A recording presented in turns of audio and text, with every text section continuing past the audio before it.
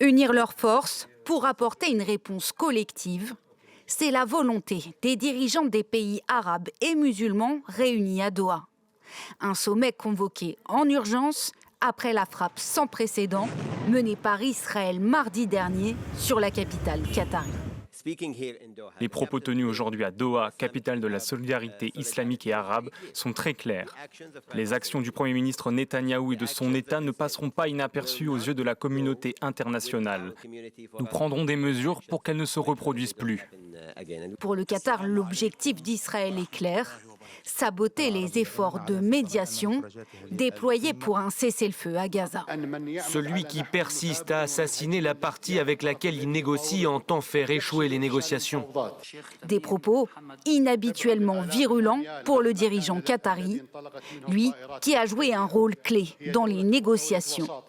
Mais l'attaque israélienne a rebattu les cartes et resserré les rangs des pays arabo-musulmans, jusque-là pourtant très discrets sur les actions d'Israël. Demain, ce pourrait être le tour de n'importe quelle capitale arabo-islamique. Le choix est clair, nous devons nous unir. 57 pays ont répondu à l'appel.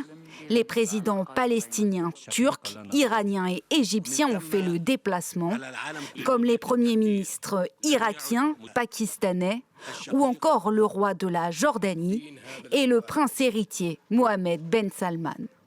Dans une déclaration commune, ils exhortent tous les États à revoir les relations diplomatiques et économiques avec Israël et à engager des poursuites à son encontre.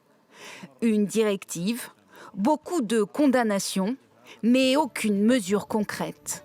Les pays du Golfe en appellent aux États-Unis, leur demandant d'user de leur influence pour contenir Israël.